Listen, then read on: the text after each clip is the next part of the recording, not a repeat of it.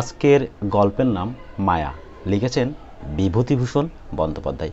এটি একটি ভৌতিক বা অলৌকিক গল্প বলা যেতে পারে। তাহলে শুরু করা যাক ছোট গল্প মায়া। 2 বছর আগের কথা বলি।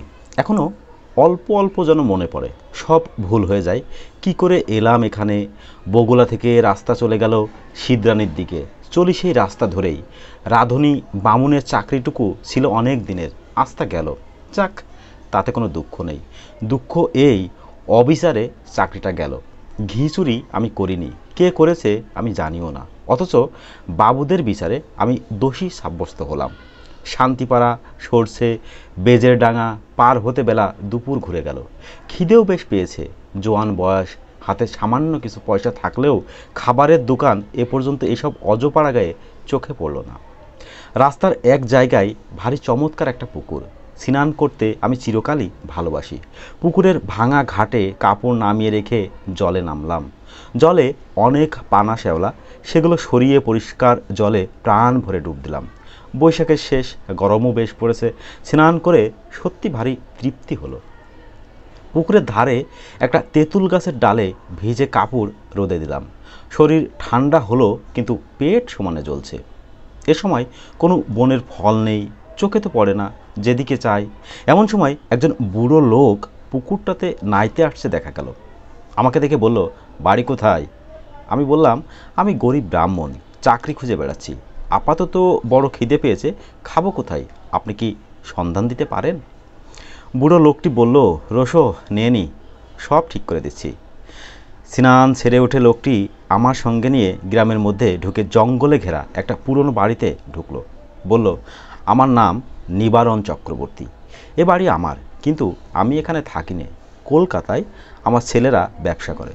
শ্যামবাজারে ওদের বাসা। এত বড় বাড়ি পড়ে আছে, আর সেখানে মাত্র 3খানা ঘরে আমরা থাকি। কি কষ্ট বলো দেখি। আমি মাসে মাসে একবার আসি, বাড়ি দেখাশোনা করি। ছেলেরা ম্যালেরিয়ার ভয়ে আসতে চায় না। মস্ত বড় বাগান আছে বাড়ির পেছনে, তাতে সব রকম ফলের গাছ আছে। 12 ভূতে খায়। তুমি এখানে থাকবে? বললাম, থাকতে পারি। কি কাজ করতে? রাঁধুনির কাজ। যে কদিন এখানে আসি সে কদিন এখানে রাঁধো, দুজনে খাই। খুব ভালো। আমি রাজি হয়ে যেতে লোকটা হঠাৎ যেন ভারী খুশি হলো। আমার খাওয়ার ব্যবস্থা করে দিল তখনই।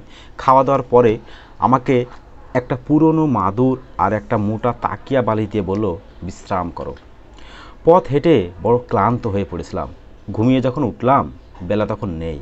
রাঙা রোদ, বড় বড় গাছপালার উঁচু ডালে। এরই মধ্যে বাড়ির পেছনের জঙ্গলে শিয়ালের ডাক শুরু হলো। আমি বাড়ির বাইরের দিকে এদিক ওদিক খানিকটা ঘুরে বেড়ালাম। যেদিকে চাই সেদিকেই পুরনো আম কাঁঠালের বন আর জঙ্গল। কোনো লোকের বাড়ি নজরে পড়ল না। জঙ্গলের মধ্যে এক স্থানে কেবল একটা ভাঙা দেউল দেখতে পেলাম। তার মধ্যে উঁকি মেরে দেখি শুধু চামচিকের আড্ডা। ফিরে এসে দেখি বুড়ো নিবারণ চক্রবর্তী বসে তামাক খাচ্ছে। আমায় বলল, চা করতে জানো? একটু চা করো। চিড়ে ভাজো, তেল নুন মেখে কাঁচা লঙ্কা দিয়ে খাওয়া যাবে। সন্ধ্যার পর বলল, ভাত চড়িয়ে দাও। সরু আতপ আছে, গাওয়া ঘি আছে, আলু ভাতে ভাত, ব্যাস যে একগা। তোমার জন্য ঝিঙের একটা তরকারি করে নিও। ঝিঙে আছে রান্নাঘরের পেছনে। আলো হাতে নিয়ে তুলে আনো এই বেলা। আরেকটা কথা, রান্নাঘরে সর্বদা আলো জ্বেলে রাখবে। তা তো রাখতেই হবে, অন্ধকারে কি রান্না করা যায়? হ্যাঁ, তাই বলছি। মস্ত বড় বাড়ি, উপরে নিচে বোধহয় 14-15খানা ঘর। এছাড়া টানা বারান্দা। 2-4খানা ছাড়া অন্য সব ঘরে তালা দেওয়া। রান্নাঘরের সামনে মস্ত বড় লম্বা রোয়াক। রোয়াকের ও মুড়োই 4-5টা নারকোল গাছ আর একটা বাতাবি লেবুর গাছ। ঝিঙে তুলতে হলে এই লম্বা রোয়াকের ও মুড়োয় গিয়ে আমায় উঠোনে নামতে হবে। তারপর ঘুরে রান্নাঘরের পেছনের দিকে যেতে হবে। তখনও সম্পূর্ণ অন্ধকার হয়নি। আলোর দরকার নেই ভেবে আমি এমনি শুধু হাতেই ঝিঙে তুলতে গেলাম। বাবা, কি আগাছার জঙ্গল রান্নাঘরের পিছনে! বুনো ঝিঙে গাছ, যাকে এঁটো গাছ বলে, অর্থাৎ এমনি বীজ পড়ে যে গাছ হয় তাই। অনেক ঝিঙে ফলেছে দেখে বেছে বেছে কচি ঝিঙে তুলতে লাগলাম। হঠাৎ আমার চোখে পড়ল একটি বউ মতো কে মেয়ে ছেলে আমার সামনাসামনি হাত 10 দূরে ঝোপের মধ্যে নিচু হয়ে আধ ঘোমটা দিয়ে আমারই মতো ঝিঙে তুলছে। দুবার আমি চেয়ে দেখলাম, তারপর পেছন ফিরে 7-8টা কচি ঝিঙে তুলে নিয়ে চলে আসবার সময় আরেকবার চেয়ে দেখলাম, দেখি বউটি তখনও ঝিঙে তুলছে। নিবারণ চক্রবর্তী বলল, ঝিঙে পেলে? আগে হ্যাঁ, অনেক ঝিঙে হয়েছে। আরেকজনকে তুলছিল। নিবারণ বিস্ময় সুরে বলল, কোথায়? ওই রান্নাঘরের পিছনে, বেশি জঙ্গলের দিকে। পুরুষ মানুষ? না, একটি বউ। নিবারণ চক্রবর্তীর মুখ কেমন হয়ে গেল। বলল, কোথায় বউ? চলো দেখি দেখি। আমি ওকে সঙ্গে করে রান্নাঘরের পেছনে দেখতে গিয়ে দেখি কিছুই নেই। নিবারণ বলল, কই বউ? ওই তো ওখানে ছিল, ওই ঝোপটার কাছে। যত সব, চলো চলো। দিন দুপুরে বউ দেখলে অমনি। আমি একটু আশ্চর্য হলাম। যদি একজন পাড়াগের বৌঝি দুটো জংলি ঝিঙে তুলতে এসেই থাকে, তবে তাতে খাপ্পা হবার কি আছে ভেবে পাইনি। তাছাড়া আজ না হয় উনি এখানে আসেন, কাল যখন কলকাতায় চলে যাবেন তখন বুনো ঝিঙে কে চৌকি দেবে? রাতে খাওয়া দাওয়ার পর চক্রবর্তী বুড়ো আবার সেই ঝিঙে চুরির কথা তুলল। বলল, আলো নিয়ে যাওনি কেন ঝিঙে তুলতে? তোমায় আমি আলো হাতে নিয়ে যেতে বলেছিলাম, মনে আছে? কেন তো যাওনি? আমি বুঝলাম না কি তাতে দোষ হলো। বুড়োটা খিটখিটে ধরনের। বিনা আলোতে যখন সব আমি দেখতে পাচ্ছি, এমনকি ঝিঙে চুরি করা বউকে পর্যন্ত, তখন আলো না নিয়ে গিয়ে দোষ করেছি কি? বুড়ো বলল, না না, সন্ধ্যার পর সর্বদা আলো কাছে রাখবে। কেন? তাই বলছি। তোমার বয়স কত? 37-38 হবে। অনেক কম বয়স আমাদের চেয়ে। আমার এই 63। যা বলি কান পেতে শোনো। আগে নিশ্চয়। রাতে শুয়ে আছি, ওপরের ঘরে কিসের যেন ঘটঘট শব্দ শুনে ঘুম ভেঙে গেল। জিনিসপত্র টানাটানির শব্দ। কে বা কারা যেন বাক্স বিছানা এখান থেকে ওখানে সরাচ্ছে, ভারী জিনিস সরাচ্ছে। বুড়োকাল সকালে চলে যাবে কলকাতায়, তাই বোধহয় জিনিসপত্র গোছাচ্ছে। কিন্তু এত রাত্রে? বাবা, কি বাতিগ্রস্ত মানুষ। সকালে উঠে বুড়োকে বলতেই বুড়ো অবাক হয়ে বলল, আমি? হ্যাঁ, অনেক রাতে। ও হ্যাঁ, না, ঠিক। আমাকে বলতেই হতো, আমি গুছিয়ে দিতাম। চক্রবর্তী বুড়ো আর কিছু না বলে চুপ করে গেল। বেলা 9টার মধ্যে আমি ডাল ভাত আর ঝিঙে ভাজা রান্না করলাম। খেয়ে দিয়ে পোটলা বেঁধে সে রওনা হলো কলকাতায়। যাবার সময় বারবার বলে গেল, নিজের ঘরের লোকের মতো থেকে ঠাকুর। পেয়ারা আছে, আম কাঁঠাল আছে, উৎকৃষ্ট পেঁপে আছে, তরি তরকারি পেতো। আমার খাট জমি পড়ে আছে 3 বিঘে, ভদ্রাসন হলো 1.5 বিঘের উপর। লোক অভাবে জঙ্গল হয়ে পড়ে আছে। খাটো, তরকারি উৎপন্ন করো, খাও, বেচো, তোমার নিজের বাড়ি ভাববে, দেখাশোনা করো, থাকো। ভাবনা নেই। আরেকটা কথা। কি? চক্রবর্তী বুড়ো অকারণে সুর খাটো করে বলল, কত লোকে ভাঙচি কাটবে, কারো কথা শোনো না যেন। বাড়ি দেখাশোনা যেমন করবে, নিজের মতো থাকবে, কোনো কথাই কান দেবে না। গাছের ফল ফুলরই তুমিই খাবে। 2টো ঘর খোলা রইল তোমার জন্যে। বুড়ো চলে গেল, আমাকে যেন আকাশে তুলে দিয়ে গেল। আরে, এত বড় বাড়ির বড় বড় দুখানা ঘর আমার ব্যবহারের জন্য রয়েছে, তাছাড়া বারান্দা, রান্নাঘর, রুয়াক তো আছেই। বাড়িতে পাতকো জলের কষ্ট নেই, শুকনো কাঠ যথেষ্ট, কাঠের কষ্ট নেই। 10টা টাকা আগাম দিয়ে গিয়েছে বুড়ো, প্রায় 8 মণটাক সরু আতপ চালও আছে। গাছ ভরা আম কাঁঠাল, এজন্য ভগবানের দান আকাশ থেকে পড়লো হঠাৎ।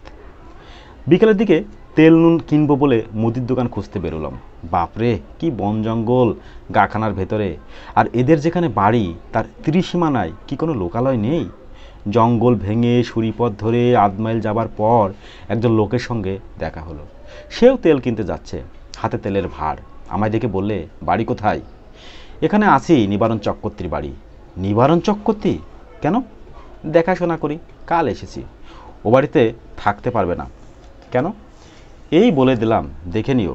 কত লোক ও বাড়িতে এলো গেল, ওরা নিজেরাই থাকতে পারে না, তা অন্য লোক। ও বাড়ির ছেলে বউরা কম্মিন কালেও ও বাড়িতে আসে না। কেন? তা কি জানি। ও বড় ভয়ানক বাড়ি, তুমি বিদেশি লোক, খুব সাবধান। আর কিছু না বলে লোকটা চলে গেল। আমি দোকান খুঁজে জিনিস কিনে বাড়ি ফিরলাম। তখন বিকেল গড়িয়ে গিয়ে সন্ধ্যা নামছে। দূর থেকে জঙ্গলের মধ্যকার পুরনো উঁচু দোতলা বাড়িখানা দেখে আমার বুকের ভেতরটা ছ্যাঁত করে উঠল। সত্যি, বাড়িখানার চেহারা কীরকম যেন। ও যেন একটা জীবন্ত জীব, আমার মতো ক্ষুদ্র লোককে যেন গিলে ফেলবার জন্য হাত বাড়িয়ে এগিয়ে আসছে। অমন্ত্র ও চেহারা কেন? কিছু না, লোকটা আমার মন খারাপ করার জন্য দায়ী। আমি যখন তেল নুন কিনতে যাই তখন আমার মনে দিব্যি ফুর্তি ছিল। হঠাৎ এমন হওয়ার কারণ হচ্ছে ওই লোকটার ভয় দেখানো কথাবার্তা। গায়ে পড়ে অত হিত করবার দরকার কী ছিল বাপু তোমার? চক্রবর্তী বুড়ো তো বলেই গিয়েছে, কত লোক কত কথা বলবে, কারো কথায় কান দিও না। কিছু না, গাছপালার ফল ফুলেরই গায়ের লোক চুরি করে খায় কিনা, বাড়িতে একজন পাহারাদার থাকলে লুটপাট করে খাওয়ার ব্যাঘাত হয়, সেই জন্যই ভয় দেখানো। যেমন ওই বউটি কাল সন্ধেবেলা ঝিঙে চুরি করছিল। অনেক দিন এমন আরামে থাকিনি। বিনা খাটুনিতে পয়সা রোজগারের এমন সুযোগ জীবনে কখনো ঘটেনি। নিজের জন্য শুধু দুটো রান্না, মিটে গেল কাজ। সকাল সকাল রান্না সেরে নিয়ে নিচের বড় রোয়াকে বসে আপন মনে গান গাইতে লাগলাম। এত বড় বাড়ির আমিই মালিক, কারো কিছু বলবার নেই আমাকে, যা খুশি করব। হঠাৎ ভয়ানক আশ্চর্য হয়ে গেলাম। দোতলার নালির মুখ দিয়ে পড়তে লাগলো জল। যেমন ওপরের বারান্দাতে কেউ হাত পা ধুলে জল পড়ে, বেশ মোটা ধারে জল পড়তে লাগলো। তখনই আমি উঠে রোয়াকের ধারে দাঁড়িয়ে দোতলার বারান্দার দিকে চেয়ে দেখলাম, তখনও জল পড়ছে সমানে মোটা ধারায়। ওপরের সিঁড়ির দরজায় তালা দেওয়া, চাবি চক্রবর্তী মশাই নিয়ে গিয়েছেন, সুতরাং দোতলায় যাবার কোনো উপায় আমার নেই। এই জল কোথা থেকে পড়ছে? মিনিট 10 পড়ার পর জলের ধারা বন্ধ হয়ে গেল। আমার মনে হলো চক্রবর্তী মশাই বোধহয় কোনো কলসি বা ঘড়াতে জল রেখে গিয়েছিলেন উপরের বারান্দাতে। সেই কলসি কিভাবে উল্টে পড়ে গিয়ে থাকবে? নিশ্চয় তাই, তাছাড়া জল আসবে কোথা থেকে? একটু পরে গিয়ে শুয়ে পড়লাম। আলো নিভিয়ে শুয়ে পড়বার সঙ্গে সঙ্গে আমার চোখে ঘুম জড়িয়ে এলো। অনেক রাতে একবার ঘুম ভেঙে গেল। জানলা দিয়ে সুন্দর জ্যোৎস্না এসে বিছানায় পড়েছে। কি একটা ফুলের গন্ধও আসছে, বেশ সুবাস ফুলের। কি ফুল? ঘুমের ঘোরেই ভাবছি, এমন কোনো সুগন্ধওয়ালা ফুল তো বাড়ির কাছাকাছি দেখিনি। তরাক করে লাফিয়ে উঠলাম। ও কি, জানলার সামনে দিয়ে একটি বউ চলে গেল রোয়াক বয়ে? হ্যাঁ, স্পষ্ট দেখেছি, ভুল হবার নয়। আমি তখনই উঠে দরজা খুলে রোয়াকে গিয়ে দাঁড়ালাম। রোয়াকে দাঁড়াতে দুটো জিনিস আমার কাছে স্পষ্ট হলো। প্রথম, সেই ফুলের সুবাসটা রোয়াকে অনেকখানি ঘন। ওই বউটি যেন এই সুবাস ছড়িয়ে দিয়ে গেল এই কতক্ষণ। না, কোনো ফুলের সুবাস নয়, এ কিসের সুবাস তা আমার মাথায় আসছে না। কেমন একরকম যেন লাগছে, একরকম নেশার মতো। কেন আমি বাইরে এসেছি? ও, কে একটি বউ রোয়াক বেয়ে খানিক আগে চলে গিয়েছিল, সেই সরিয়ে দিয়েছে এই তীব্র সুবাস। কিন্তু কোনো দিকে নেই তো সুবাস, গেল কোথায়? সে রাতে সে পর্যন্তই। কতক্ষণ পরে ঘরে এসে শুয়ে ঘুমিয়ে পড়লাম। সকালে উঠে মনে হলো সব স্বপ্ন। মনটা বেশ হালকা হয়ে গেল। কাজকর্মে ভালো করে মন দিলাম। বন জঙ্গল কেটে কিভাবে তরি তরকারির আবাদ করব, সেই আলোচনা করতে লাগলাম মনের মধ্যে। একটা অসুবিধা এখানে থাকবার, বড্ড নির্জনে থাকতে হয়। কাছাকাছি যদি একঘর লোকও থাকতো তবে এত কষ্ট হতো না। কথা বলবার লোক নেই, এই হলো মহা কষ্ট। সেদিন দুপুরে এক ঘটনা ঘটল। আমি ভাত নামিয়ে হাঁড়ি রাখতে যাচ্ছি, এমন সময় দোতলার বারান্দাতে অনেক লোক যেন একসঙ্গে হেঁটে উঠল। সে কি ভীষণ অট্ট হাসি! আমার গা যেন দোল দিয়ে উঠল সে হাসি শুনে। খিলখিল করে হাসি নয়, খলখল করে হাসি। আকাশ বাতাস থমথমিয়ে উঠল সে হাসির শব্দে। ভাত ফেলে রেখে দৌড়ে গেলাম। রোয়াকে গিয়ে উপরের দিকে দেখি, কিছুই না। নিচে জানলা যেমন বন্ধ, উপরের ঘরের সারবন্দি জানলা তেমনই বন্ধ। হাসির লহর তখন থেমে নিশ্চুপ হয়ে গিয়েছে। ব্যাপার কি? কোনো বদমাইশ লোকের দল উপরে আড্ডা বেঁধেছে? উপরে সিঁড়ির মুখে গিয়ে দেখি দরজায় তেমনই কুলুপ ঝুলছে। আমার ভয় হয়নি, কেননা দিনমান, চারদিকে সূর্যের আলো। এ সময় মনের মধ্যে কোনো ভূতের সংস্কার থাকে না। এই হাসি যদি আমি রাতে শুনতাম তবে বোধহয় ভয়ে অজ্ঞান হয়ে যেতাম। চাবি দিয়ে দাঁত খুলতে হতো। রান্নাঘরে ফিরে এসে ভাতের ফ্যান গেলে ঝিঙের তরকারি চাপিয়ে দিই। প্রচুর ঝিঙে জঙ্গলে ফলেছে, যত ইচ্ছা তুলে খাও। আমারই বাড়ি, আমারই ঝিঙেলতা। মালিক হওয়ার যে একটা মাদকতা আছে তা কাল থেকে বুঝছি। আমার মতো গরিব বামুনের জীবনে এমন জিনিস এই প্রথম। কান পেতে রইলাম উপরের ঘরের কোনো শব্দ আসে কিনা শুনতে। সুচ পড়বার শব্দও পেলাম না। খেয়ে দিয়ে নিজের মনে বিছানায় গিয়ে শুয়ে ঘুমিয়ে পড়েছি। ঘুমের ঘরে শুনছি ঘরের মধ্যে অনেক লোক কথাবার্তা বলছে, হাসছে। ঘুমের মধ্যেও আমি ওদের কথাবার্তা যেন শুনছি। যেমন কোনো বিয়েবাড়িতে ঘর ভর্তি লোকের মধ্যে ঘুমিয়ে পড়লে লোকজনের গলার শব্দে ঘুমের মধ্যেও পাওয়া যায়। হয়তো সবটা আমার মনের ভুল, মনের সেই যে ভাব হয়েছিল হাসি শুনে তারই ফল। এরপর কদিন আর কোনো কিছু ঘটেনি। মানুষের মনের অভ্যাস, অপ্রীতিকর জিনিসগুলো তাড়াতাড়ি দিব্যি ভুলে যেতে চায়, পারেও ভুলে যেতে। আমি নিজের মনকে বোঝালুম ওসব কিছু না, কি শুনতে কি শুনেছি, বউ দেখা চোখের ভুল, হাসি শোনাও কানের ভুল, সব ভুল। এ কদিনে আমার শরীর বেশ সেরে উঠল, খাই দাই আর শুধু ঘুমোই, কাজকর্ম কিছু নেই, কেমন একরকমের কুড়েমি পেয়ে বসেছে আমাকে। আমি সাধারণত খুব খাটিয়ে লোক, শুয়ে বসে থাকতে ভালোবাসি না, কিন্তু অনেক দিন ধরে অতিরিক্ত খাটুনির ফলে কেমন একরকমের অবসাদ এসে গিয়েছে, শুধুই আরাম করতে ইচ্ছা হয়। 9 দিনের দিন বিকেলে মনে হলো রান্নাঘরের পেছনে সেই ঝিঙের জঙ্গলটা কেটে একটু পরিষ্কার করি। ঝিঙের লতাগুলো বাঁচিয়ে অবশ্য, ওখানে ঝালের চারা পুঁতব। আর একটা চাল কুমড়োর এঁটো লতা হয়েছে ওই জঙ্গলের মধ্যে, সেটা বাঁশের কঞ্চি দিয়ে রান্নাঘরের ছাদে উঠিয়ে দিব। এ বাড়িতে কাজ করে সুখ আছে, কারণ দা, কোদাল, কাস্তে, নিড়েন, শাবল, কুড়ুল সব মজুত আছে। ঘরের কোণে একটা হাত কটা আছে। অল্পক্ষণ মাত্র কাজ করেছি, আধ ঘন্টাও হবে না, হঠাৎ দেখি সেই বউটি ঝিঙে তুলতে এসেছে। নিচু হয়ে ঝোপের মধ্যে ঝিঙে তুলছে। সঙ্গে সঙ্গে দোতলার ঘরগুলোর মধ্যে এক মহাকলরব উপস্থিত হলো। অনেকগুলো লোক, আন্দাজ জনপঞ্চাশেক, একসঙ্গে যেন হৈ হৈ করে উঠল। সব দরজা জানলা যেন এক ঝড়ের ঝাপটা লেগে একসঙ্গে খুলে গেল। বন কাটা ফেলে আমি উপর দিকে চেয়ে দেখলাম, সামনের রুয়াকে এসে দাঁড়ালাম, কই একটা দরজা জানলার কপাটও খোলেনি দোতলায়, যেমন ছিল তেমনই আছে। ব্যাপার কি? বাড়িটার মৃগী রোগ আছে নাকি? মাঝে মাঝে এমন বিকট চিৎকার ওঠে কেন? এবার তো ভুল হবার কোনো কথা নয়, সম্পূর্ণ সুস্থ মনে কাজ করতে করতে এ চিৎকার আমি শুনেছি এই মাত্র। এখন আবার চারদিক নিঃশব্দ, কোনো দিকে কোনো শব্দ নেই। সেই বউটি আবার ঝিঙে তুলতে এসেছে এই গোলমালের মধ্যে। দৌড়ে গেলাম রান্নাঘরের পেছনে, সেখানেও কেউ নেই। সেদিন রাতে এক ঘটনা ঘটল, ভারী মজার ঘটনা বটে। খেয়ে দিয়ে সবে শুয়েছি, সামান্য তন্দ্রা এসেছে। এমন সময় কিসের শব্দে তন্দ্রা ছুটে গেল। চেয়ে দেখি আমার বিছানার চারিপাশে অনেক লোক জড়ো হয়েছে। তাদের সবারই মাথায় লাল পাগড়ি, হাতে ছোট ছোট লাঠি।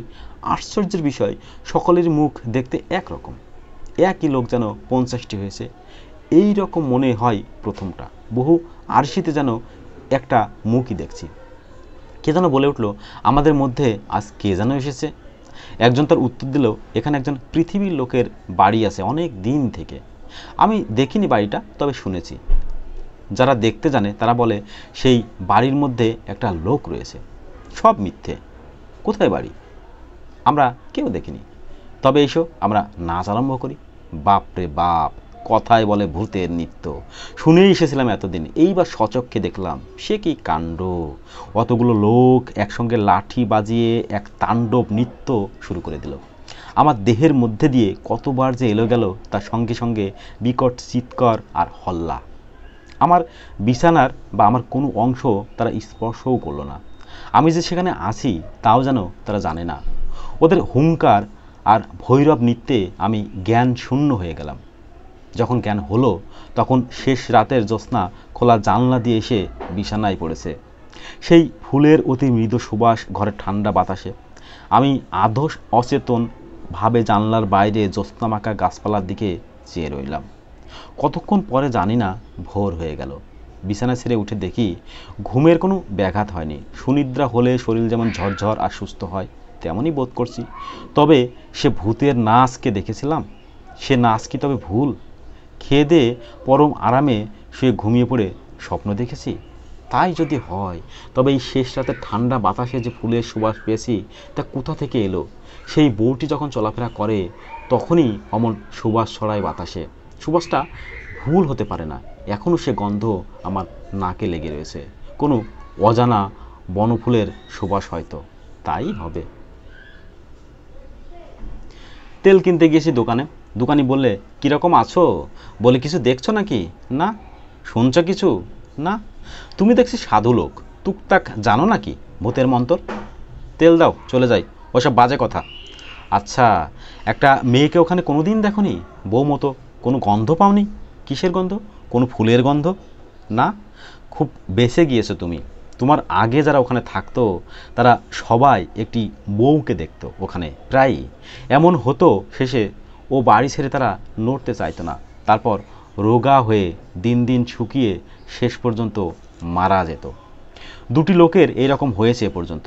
বাড়িতে ভূতের আড্ডা, ভূতে লোককে পাগল করে দেয়, তাদের কাণ্ডজ্ঞান থাকে না। এমন ভালো লাগে এই বাড়ি, না খেয়ে না দেয়ে ওখানে পড়ে থাকে, ছেড়ে যেতে চায় না। তুমি দেখছি ভূতের মন্তর জানো, আমরা তো ও বাড়ির ত্রিসীমানায় যাইনি, মাথা খারাপ করে দেয় সাধারণ মানুষের। তেল নিয়ে চলে এলাম, ভাবতে ভাবতে এলাম মাথা খারাপ হওয়ার সূত্রপাত আমারও হলো নাকি। বাড়ির সীমানায় পা না দিতেই আমারও মনে হলো না, সব ভুল, পরম সুখে আছি, এ ছেড়ে কোথায় যাব, বেশ আছি, খাসা আছি, তোফা আছি। সেই থেকে আজ 2 বছর পরে আছে বাড়িতে। চক্কর্তি মশাই মাইনে টাইনে কিছুই দেয় না, তাতে আমার কিছু আসে যায় না।